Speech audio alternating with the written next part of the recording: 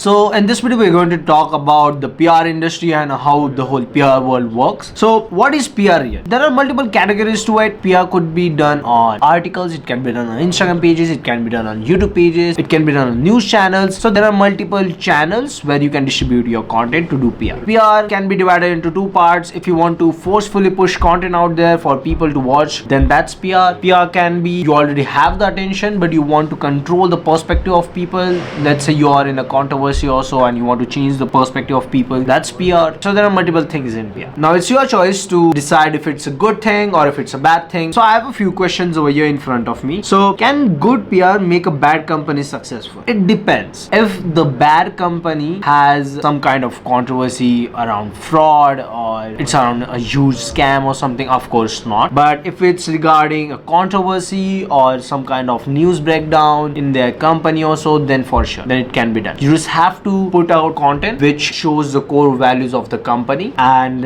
you have to put certain type of content that is off the topic. Let's say there is a company out there, they have a huge controversy regarding some topic, and let's say they are in the news, they are all over social media. Now how do we fix that? There is this way to fix it. It's pushing out content that is completely off the topic. You could post the company's employees talking good things about the company, or you could post something about how the company provides them multiple amenities in the company when the employees are working over there. You can take the 10-year-old employees and you can ask them to talk good stuff about the company, and you can post all of those clips on all of the pages out there. It doesn't have to be related to the controversy itself. It should be completely off topic. That's how you wash the image slowly. Once the storm calms down, once the controversy slows down, that's exactly when you push stuff about the controversy. Then you start pushing content around the earlier thing that they had, the earlier controversy that they had. Then start giving your explanations. But the moment you start giving explanations while the storm is right there in your field, that's when you will get responses from people. But if you don't want people to respond to your answers, you should wait for the storm to go away and then you should give out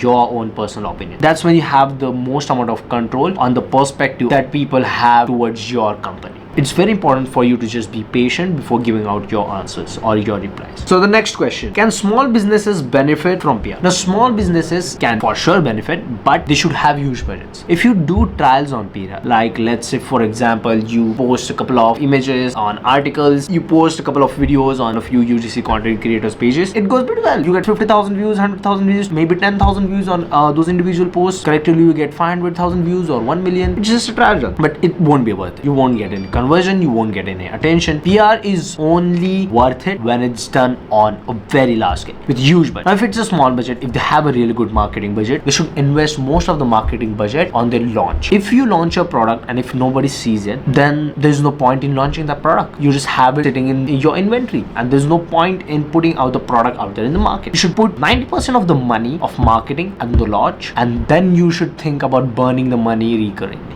Because if the launch doesn't get the attention towards your product, then you should wait until you get that huge marketing budget. Nowadays, people think that if you have a really good product, people will just come to you and they just hope and pray that we have a good product. Then you see those reels, people begging to buy their product, and they go on shows, they talk about their product, they beg for money, they beg for investments. That happens because they have a really good product, but they don't know how to market that product. Before making that product, also have your distribution plan, also have your marketing plan. Of course, I'm not saying that the product is a secondary thing. It's the first thing that you should be clearing. Marketing will boost and get the attention towards your product. Now the next question, can perception become more important than reality? So perception of people can be controlled, but is it really important than the reality? It might sound a bit evil, but controlling the people's perception has been the goal for all of the companies. For every single politician, for every single government, every single movie, every single brand out there, all of them have been trying to control the perception of people, or at least influence the perception of people. They put people in categories. If a person A has certain type of opinions, if he thinks that being vegetarian is beneficial, if he thinks that going for a run isn't really healthy for him, he just wants to lift weights, if he thinks that drinking soya milk is better compared to the normal cow milk, then it's his choice. Now it's company's job to find a middle ground for people like those and people who are against those opinions. Once they find that middle ground, that's how they get all of those people together. Now let's say a brand brand or a company wants to target only the right set of people who think that soya milk is the best milk out there, who think being a vegetarian is a good choice, who think only lifting weights compared to running is a better choice. They will create an ad that is on their side, that is on their team. They will show people drinking soy milk, they will show people lifting weights, they will show people being vegetarian, eating vegetables. That's how they win their heart. That's how they control their perspective, and that's how they sell their own product to those people. So those little things target certain type of audience. For getting that perspective control, of course you need a lot of huge budgets, because once you put in the huge budget, the person who is doing the PR for you will put in the efforts to strategize all of these things. And if you go with a small budget, consider it as a test and don't go with it. You will just burn your money. It's not worth it. If you are going with $5,000, $10,000, it won't get you any crazy impact. It's only worth it when you do it at a very massive scale. $30,000, $50,000, $100,000, that's when PR is worth it. And that level of distribution will help you control the perception of people. So what's more important, perception or reality?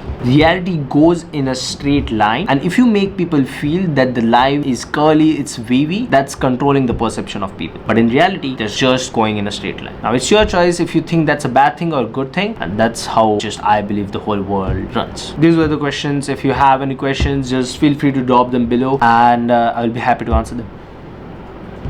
Yeah.